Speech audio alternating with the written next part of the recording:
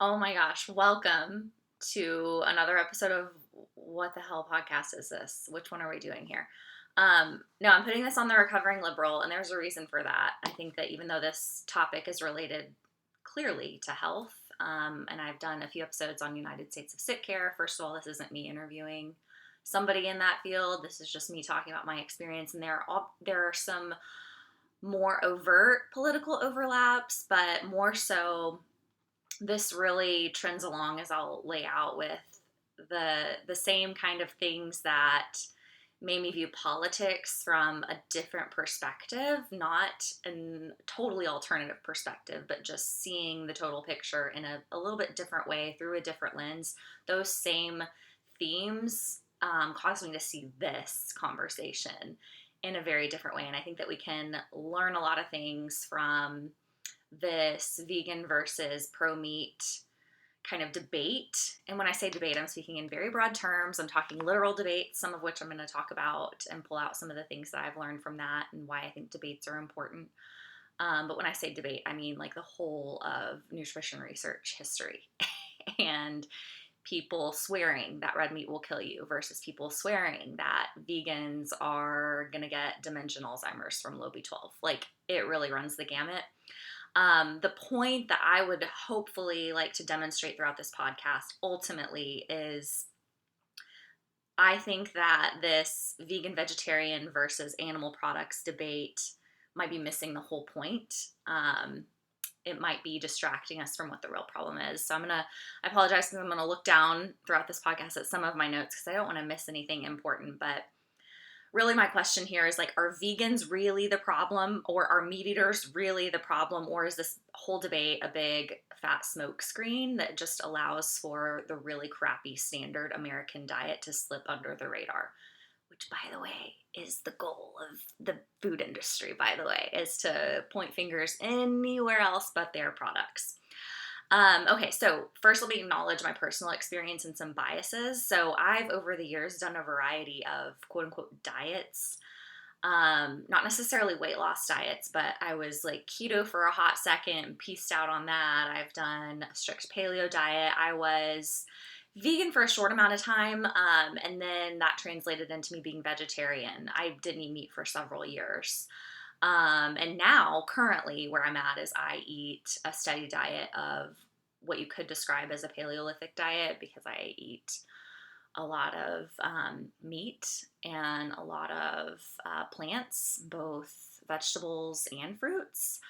And I eat dairy and I eat as little processed junk as possible. But, you know, I have the occasional, I have products with sugar in it, I have products with seed oils in it occasionally. My diet is by no means perfect, so I'm not advocating here for a paleo diet. I'm just saying, like, I eat some meat. I love red meat.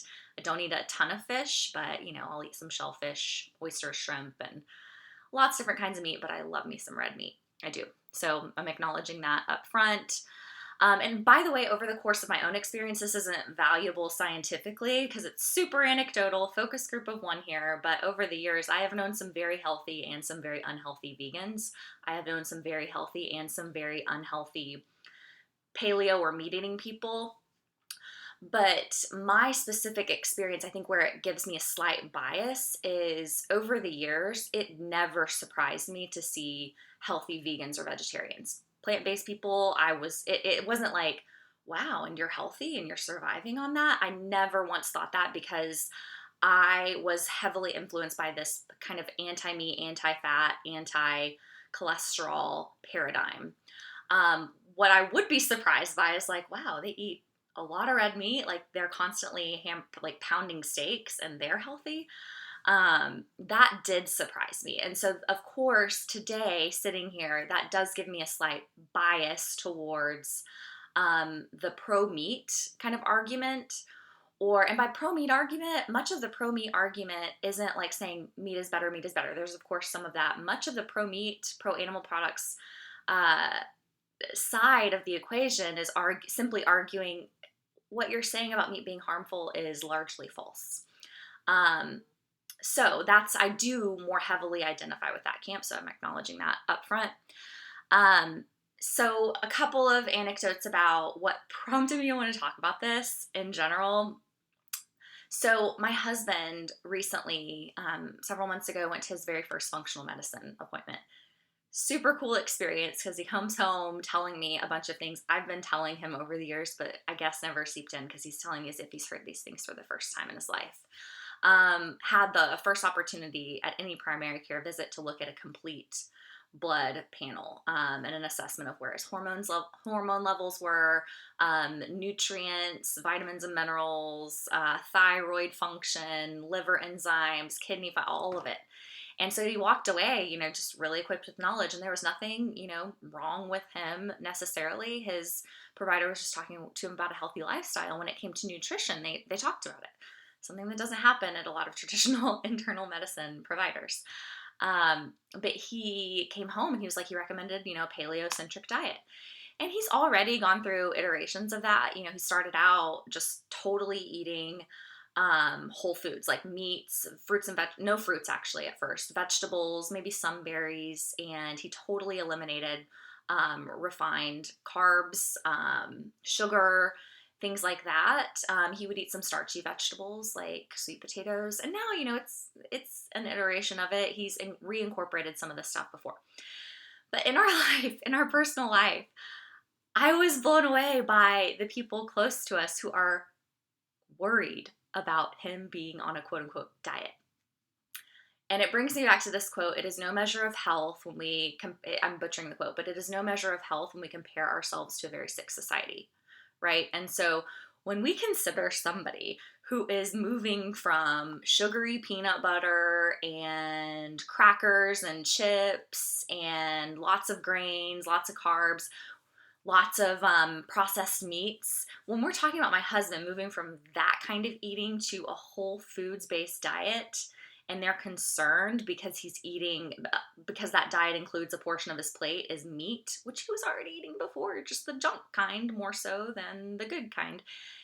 Anyway, I'm oversimplifying this, but the fact that people are concerned for him says a lot about where we are in our society and what we think is healthy and what we consider to be a diet. When people start eating real food and you call that a diet, oh my goodness. But this is America, right? It's why you go to a grocery store somewhere in Europe and it's tiny. Ours are like amusement parks. Because they buy at the grocery stores. I'm overgeneralizing here, but in other parts of the world, they buy at grocery stores real food and just the food that they need to eat. They don't need, a whole master-sized bedroom full of processed cereals and snacks and chips and the like, which we totally have in our pantry. We're definitely by no means on a total whole foods diet. We eat some of that stuff too. And then the other thing that caught my interest is my own experience, because to give you my brief health history, I recovered from an alcohol addiction 4 years ago. Within a year, I had my first child, then I had another child. Long story short, me pre-getting sober, I was about 20 to 30 pounds heavier than I am now. And I did not look on the outside like I was necessarily an unhealthy weight. But I will tell you, my diet consisted of a gallon of vodka a day and the junk food that I would eat when I got the drunk munchies. I was not, by any stretch of the word, healthy. I just wasn't. Nobody ever said a thing about my weight, nor should they have. But like I said, because I looked like a normal weight from the outside, it kind of allowed me to slip under the radar as far as, it didn't look like I was super unhealthy. Sure, my skin might have been a little bit gray at times. My eyes might have been bloodshot at times. I was walking around dehydrated, bloated, full of inflammation, and constantly drunk. Now, after my second child and I kind of graduated from that initially sober, pregnant again, postpartum phase, and my body's leveled out and I'm healthy now, I go see my providers, I take my vitamins, I am getting regular blood work done, I exercise, I eat a whole foods driven diet, and I go do sauna, cold plunge, all the things, right? People have told me that they are concerned about my weight. I am on the thinner side. So if you saw me go from what I was to what I am now, but my BMI is normal. I'm, about 115 pounds. I'm by no means emaciated. I have muscle mass. I incorporate a ton of protein into my diet. But this is just me, and our healthy weight looks different. It looks different all over the spectrum for everyone. I'm not arguing that. But those are the things that kind of made me go, wow, my husband starts eating real food and people are worried. I stop drinking a gallon of vodka a day and lose some weight and people are worried. This is interesting. So, I don't know if you guys remember, but before I dive into the science and the debate, if you will, and some themes that I think are important, and I'm not going to get super into the weeds on what the science is on both sides. I'm going to talk about more of the overarching things that I think are important to understand when you're evaluating nutrition science in particular, but science in general that have helped me. But I saw the Game Changers documentary back when it was released. And this is pre my awakening to everything. And I loved it. I still think it is a very well made documentary.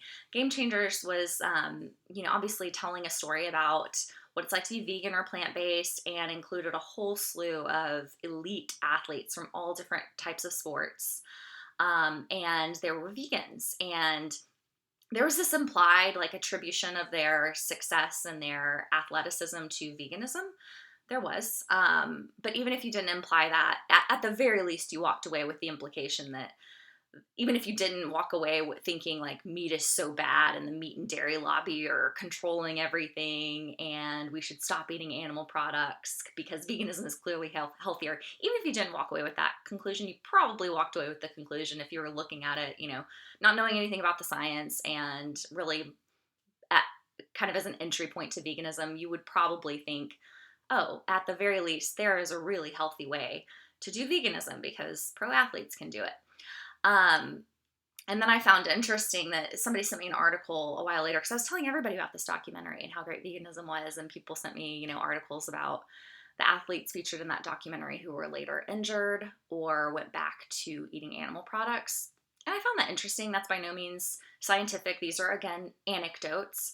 But I did go through the fun exercise, and I wouldn't recommend it. It's time consuming, but it was fun for me. I did look up a ton of articles listing proudly, the elite athletes who were successfully vegan, and then going to another search box and looking at injuries only, not whether or not they stuck with veganism, not what their, health impacts were, but just, within a couple of years max of when those articles were published, you're looking at season-ending injury. And I was like, wait a second, because it just got me curious, and that is by no means causal. I'm not saying veganism caused their injuries. I'm just saying it's very interesting that so many of these elite athletes who were propped up as prime examples of how the vegan diet is superior, that so many of those ended up getting career-ending, sometimes, injuries. So my next section in my notes I have titled Healthy in America.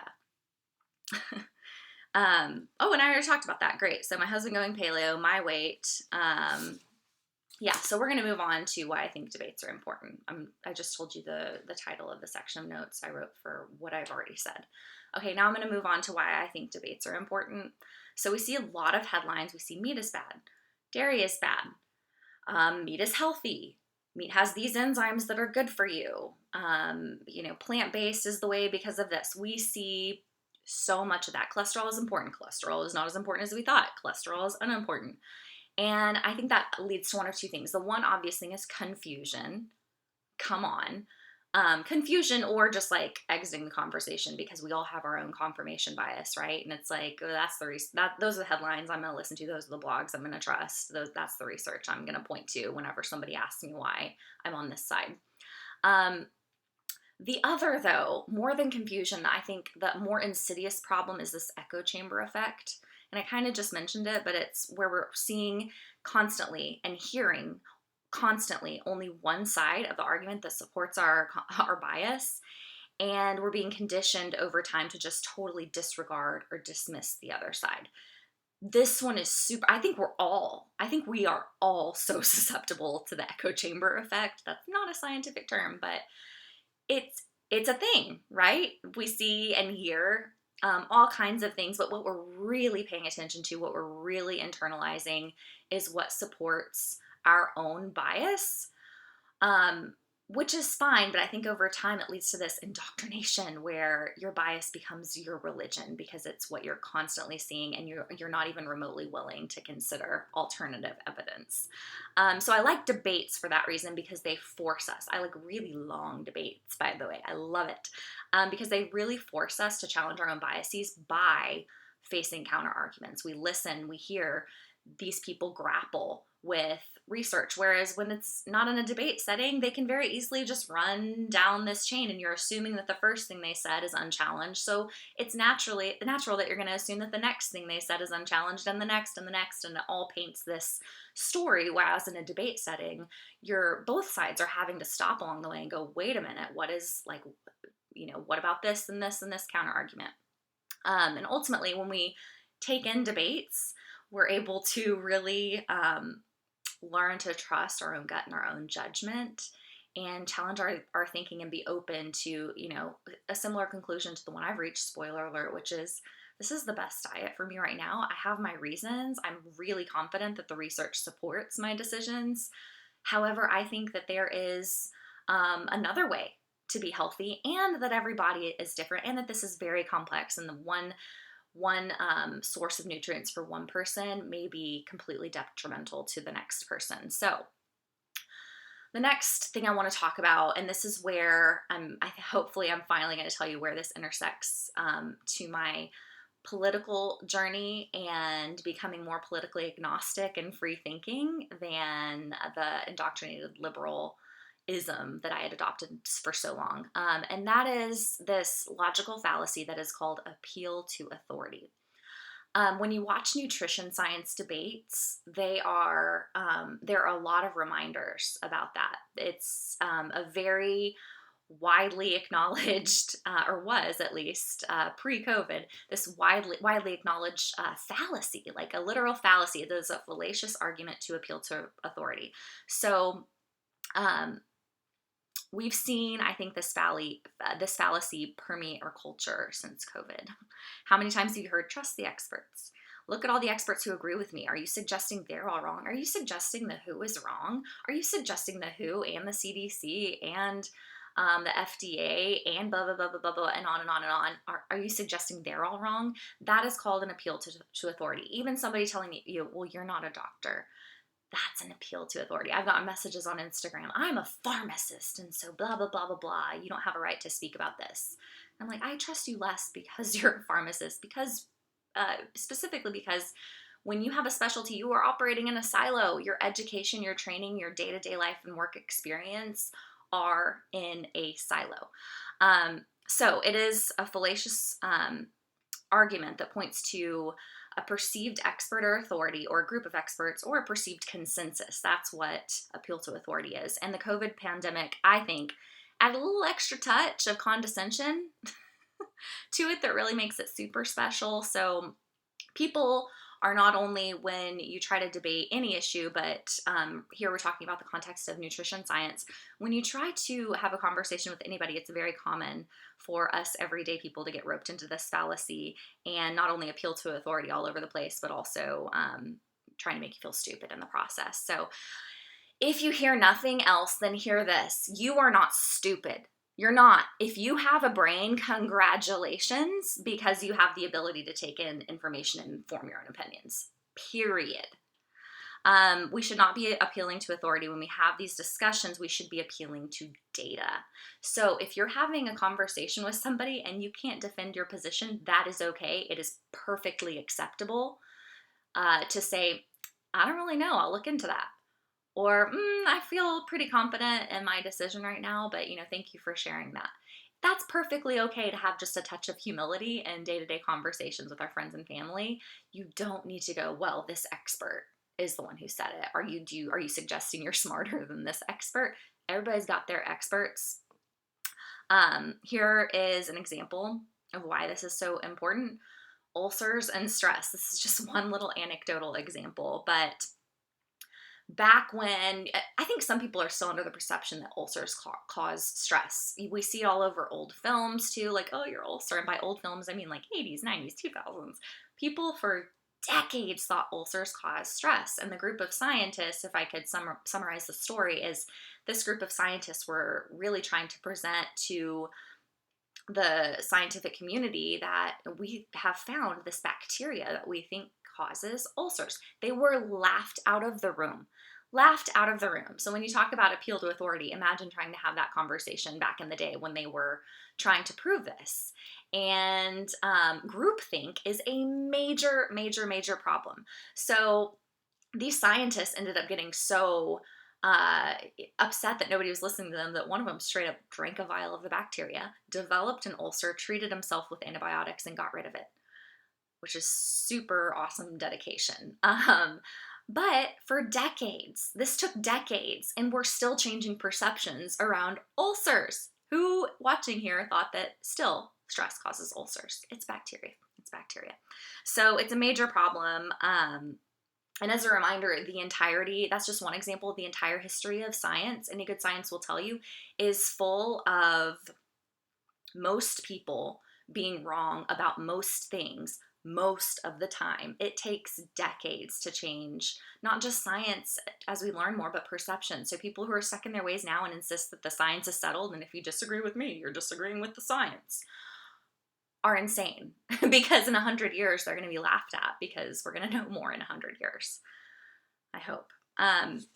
I had a friend who is very encouraging to me. She's a physical therapist and a professor. I really look up to her because I see her as so much smarter than me, has so much more expertise, especially in her field, than I do.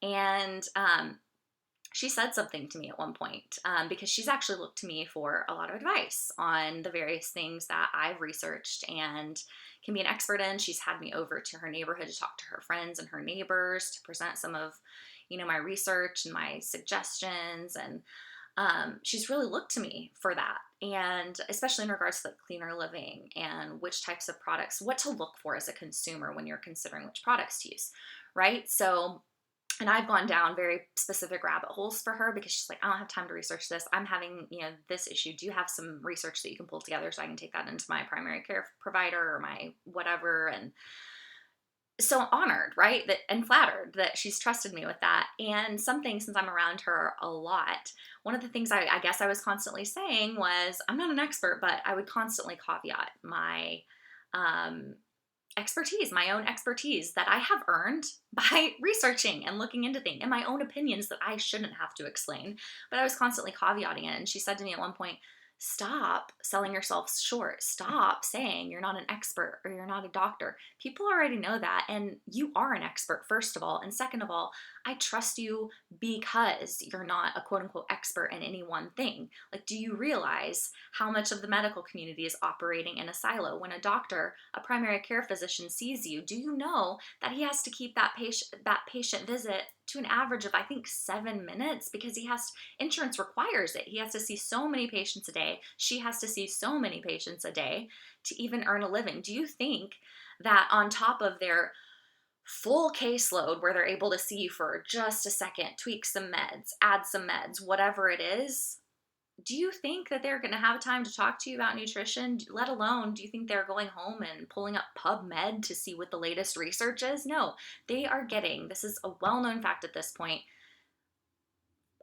primary care physicians, doctors in general who are operating in this Western model, especially if they're taking insurance, they're getting most of their education from pharma reps, you guys, from pharma reps. Okay, so does that mean, am I saying to you that doctors are giving outdated and terrible advice? Yeah, I am. I'm saying that many doctors out there, of course there are exceptions, and of course I love to go the functional route and the alternative route that are outside of this medical establishment, particularly big insurance and big pharma control. I do love to go to those doctors. I like to have an hour and a half long doctor's appointment. Sorry, I think that that's how much time it takes to consider me as a total person and not just tweaking maybe a couple of the meds I'm on to suppress my symptoms. That's what I prefer. But yeah, I think that most doctors are giving terrible advice, not because they're not really credentialed experts, training, know a lot more than you do about certain things, but I think it's why we need to understand how this model works here and understand how to do what we're doing right now and do our own research. So The next thing that I want to talk about is industry influence. So this happens on both sides of the nutrition debate, among other debates, of course. Y'all know, if you've listened to any of my podcast episodes, I hate industry influence. I think industry should stay out of our health, but that's not what happens. So plant-based advocates will point to all kinds of hit pieces and nutrition research that's been funded by the meat and dairy industries, and they are absolutely correct. Absolutely correct. Meat-based advocates will also point to all kinds of hit pieces and nutrition research that has been funded by big food. They are also obviously correct. Big food has a vested interest in shifting more of the American diet away from animal products and more heavily relying on other processed foods. So more than 13% of peer-reviewed studies in the top 10 nutrition scientific journals were funded by big food. This is from, I believe, 2020. It might be as old as 2018. Sometime between now and 2018, that was a statistic. About 40%, this is today, of budgets for organizations like the American Cancer Association or American Cancer Society, the American Heart Association, and all of these agencies setting our nutrition recommendations, 40% of their budgets are from big food. The sugar industry, we know this little fun anecdote. They famously paid off researchers in the 1960s to downplay the role of sugar in heart disease and place the blame squarely on dietary fat. This is where we had the whole like anti-fat, low fat, no fat, cholesterol is terrible for you, all of that. And not to mention, there's an intersection here, most definitely with Big Pharma. I can't get through an episode without talking about pharmaceuticals. I just can't. They spend orders of magnitude more on lobbying the government than food, and they have benefited greatly from a lot of this nutrition research, you guys. They have benefited greatly from the anti-fat, anti-cholesterol research in particular. Okay, so that's industry influence. I just want to acknowledge that it's all over the place on all sides of the equation. You can't avoid it if you're looking at research. But it is worth noting, when you're looking at studies, are they industry funded or no? So an obvious limitation that I want to talk about when you're weighing your own research in regards to nutrition, this is my one big complaint. Find one study or randomized controlled trial that compares a healthy vegan diet to a healthy animal product diet. You won't find it. You will not find it. There may be the little tiny ones here and there that I'm not aware of, but as far as the mountain of evidence and research that we have, it is like notoriously missing. What we do have is lots and lots of studies that say we're comparing a plant-based diet or a vegan diet or a vegetarian diet, whatever, to a quote-unquote meat-based diet, with zero differentiation between a hot dog and a grass-fed steak. Zero control for what types of animal product sources they are eating. So what we have really is a mountain of studies that's comparing vegan, plant-based, vegetarian diets to the standard American diet, which we all, I hope, can agree is shit. Okay, so for example, not asking, these are survey, I'll go through limitations of a lot of these surveys that are cited because they're good to be aware of. But in these survey designed studies, which are observational, they are not asking whether they're eating, rare steak, grass-fed burgers, or they're eating, when they say they're eating a lot of meat, it's from fast food and chicken nuggets. And there's so much research to indicate that is exactly precisely what most of these respondents in these studies are talking about. They're talking about shit food, processed shit food, okay? Not to mention that they're not asking whether they exercise, smoke, or overweight, et cetera, et cetera. And you can go study by study individually and see a lot of these issues come through. So I am overgeneralizing here. I'm not saying there are none that help us extrapolate out what real food versus processed meat can do. If you compare people on any sort of healthy, this would be my hypothesis and my argument. If you compare people on any sort of healthy whole foods diet, whether it includes meat or not, you will most definitely see an improvement to their health when compared to the standard American diet. Okay. The next section, I want to talk to you about epidemiological studies or observational studies, because when you hear debates between people on this topic, I've heard personally a ton of people on the vegan plant-based side citing as decisive evidence these epidemiological. Okay, the recording got interrupted. Sorry about that, but it worked out well because my husband was getting home and he brought me a gift. So we all win. So I was talking about epidemiological studies and what their limitations and potential pitfalls can be. And this is, by the way, not saying you should disregard epidemiological or observational studies. You absolutely should take them seriously, but I want to tell you about what they are and what they're intended for. So examples of these types of studies would be, people you hear talking about blue zones where people live longer, and forming a hypothesis and saying it's likely because they ate this sort of diet or they did this differently. And a lot of the vegan vegetarian arguments are grounded at a foundational level in these epidemiological studies. They're grounded in other things too. It's not their only argument. But you'll hear about the China study. So examples of these would be somebody saying, oh, people migrated from China to the West and they started getting heart disease and dying. So therefore it's because their diet changed to meat and animal products. They didn't used to eat those before. Well, are you sure? Are you sure it's not because they migrated to a standard American diet and started incorporating some of the foods that we see in our grocery store amusement parks?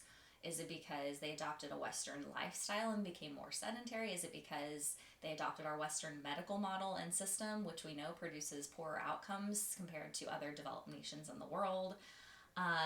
Is it because, they stopped exercising? There are a lot of factors. So the point here is epidemiological studies are intended to form hypotheses, not to confirm them. Okay, so when you see results from an epidemiological study, the real question you need to ask is, does this same hypothesis prove itself when it is tested in a clinical setting? So in a randomized control trial, an RCT, or a meta-analysis, even better, of a lot of randomized control trials, or does it play out in other research? Are we seeing real-world outcomes that prove this hypothesis? So there's a whole chain of events when it comes to studies. It's called the scientific method, and epidemiological or observational studies. That's what you're really reading. They notice a pattern, they form a hypothesis for what happened.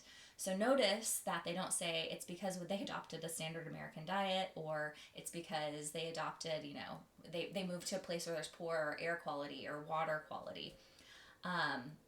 Because, by the way, there are also, you can look at other groups of people that do eat meat, aka the Mormons, and they have similar, more improved health outcomes than the general population in the West. So, take it with a grain of salt is my only point when you hear people citing these epidemiological studies, blue zones, the China study, whatever it is. That is not, it should not be a be-all, end-all.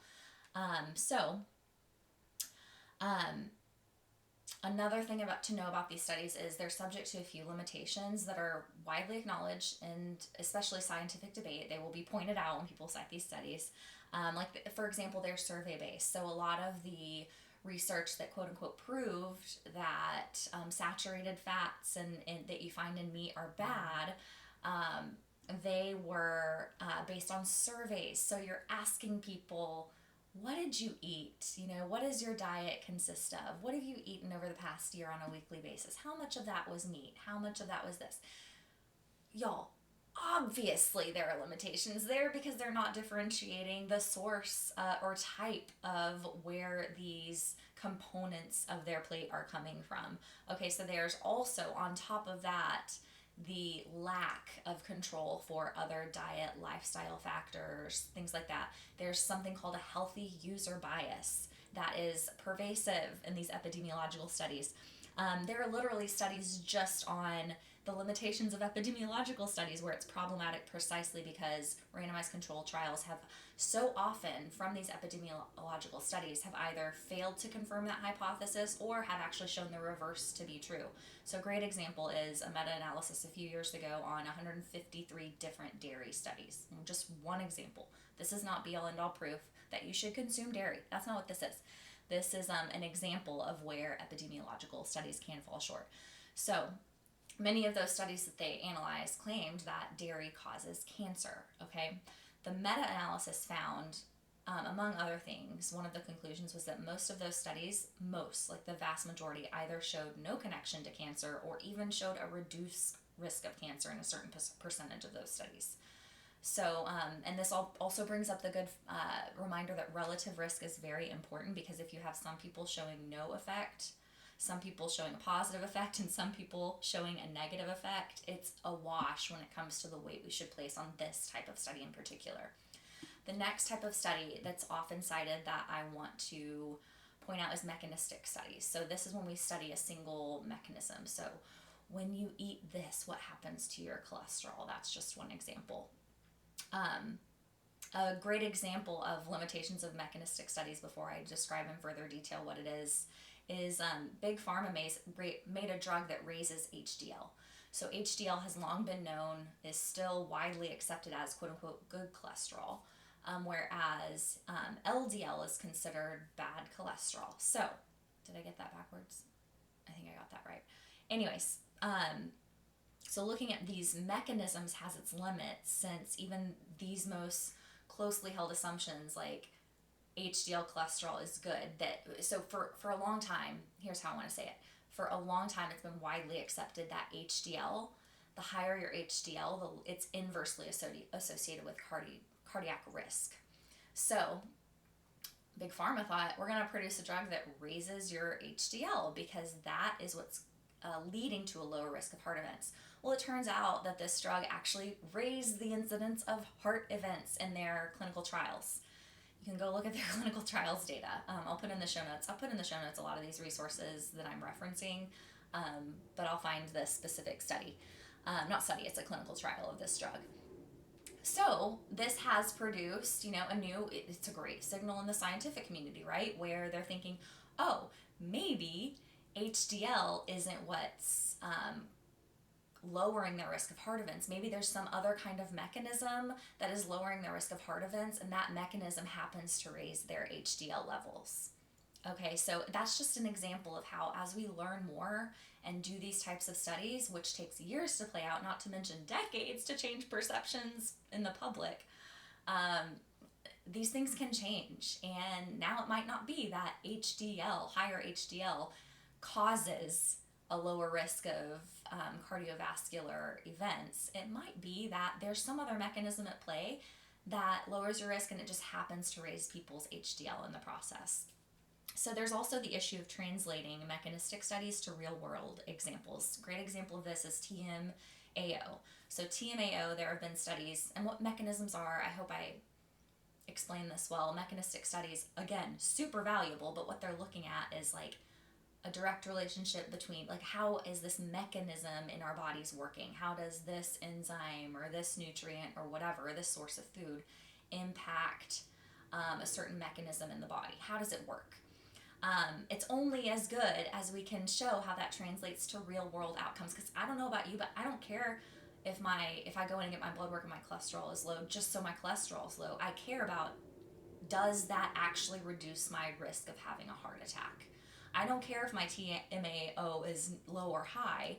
I care about, does that actually, how does that impact my cardiovascular health? Okay, so TMAO has been associated in some studies, and I've heard in these debates vegan, vegetarian advocates citing these studies. It's been shown in some studies that it's associated with cardiovascular problems. So the TMAO conversation happens only in the context of red meat, right?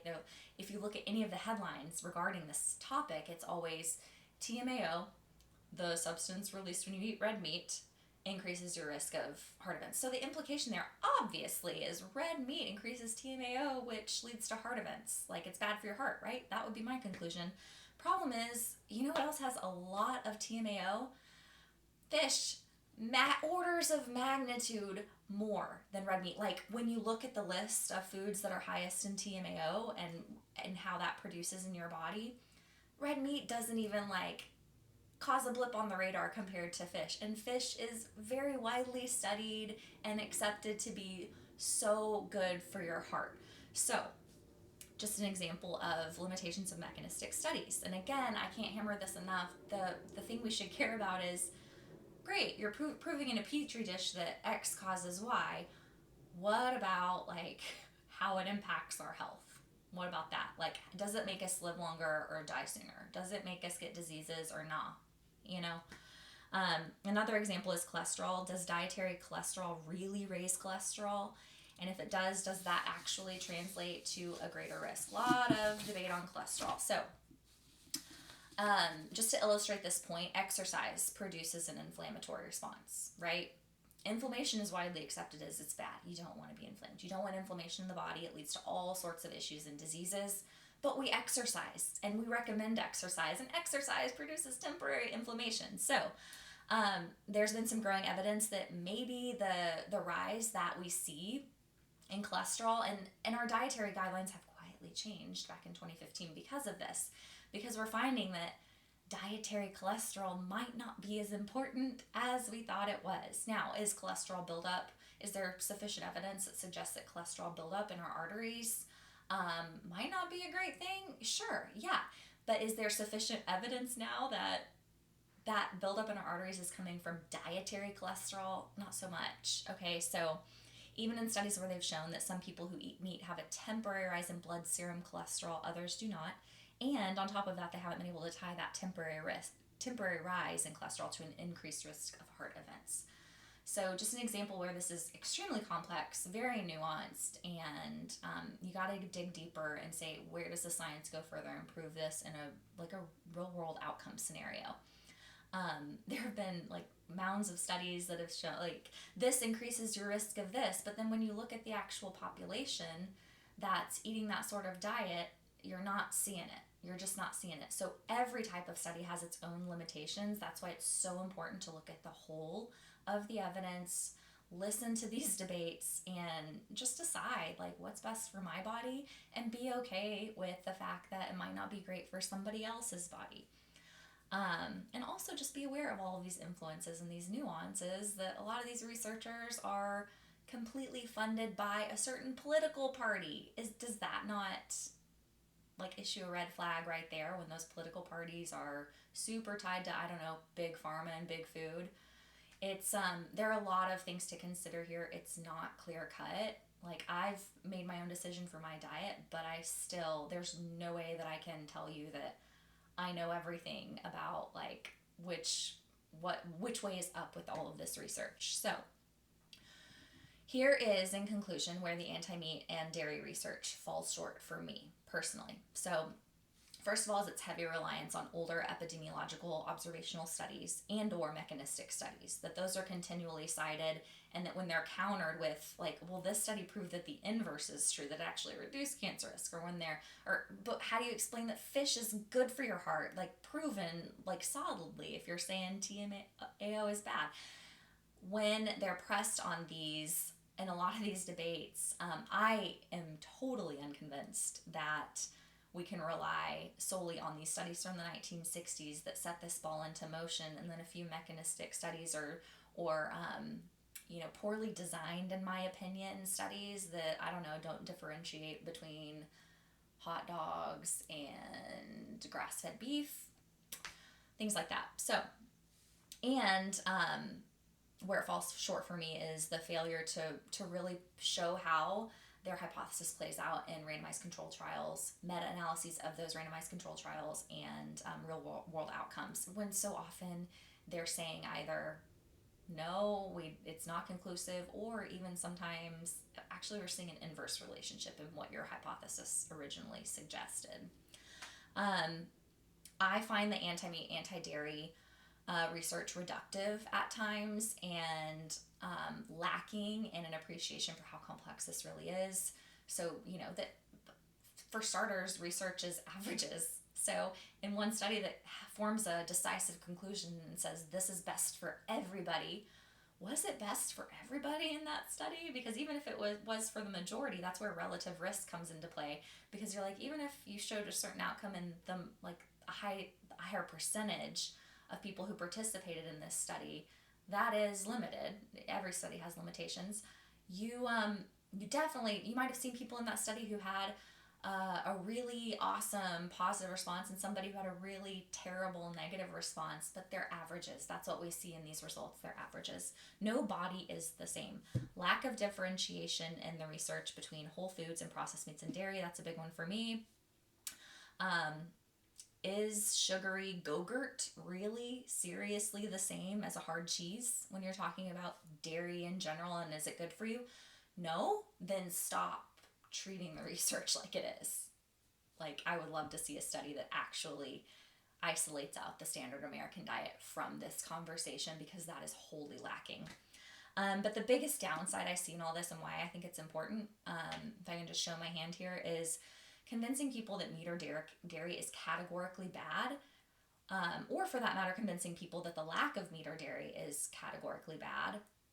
I see that as a downside, because are they eating more sugary snack bars? Are they consuming more seed oils? Like, what happens when people remove those things from their diets when they see headlines that say meat is bad? What are they replacing it with? Maybe some in healthy circles are replacing it with, the good stuff, and they're supplementing with B12 properly. But I would argue that, if we were to really look at this, I would see a huge danger in getting so entrenched in this meat and dairy versus no debate that we miss the bigger picture and point people towards processed foods in the process, because they're so damn confused. Like, what do I even eat? I guess I'm going to go sustain on potato chips. And the same is true in reverse. You tell people eat a keto diet, and then you walk into the grocery store and you see keto donuts and keto cookies. Like, no, that's not going to be better for you. I don't know that it takes an expert to determine that. In conclusion, do your own research, listen to debates. I'm going to link them in the show notes. Understand the trade-offs, but most importantly, listen to your own gut and your own body. And don't get so caught up in the meat or no meat that you forget to eat good, real, quality food.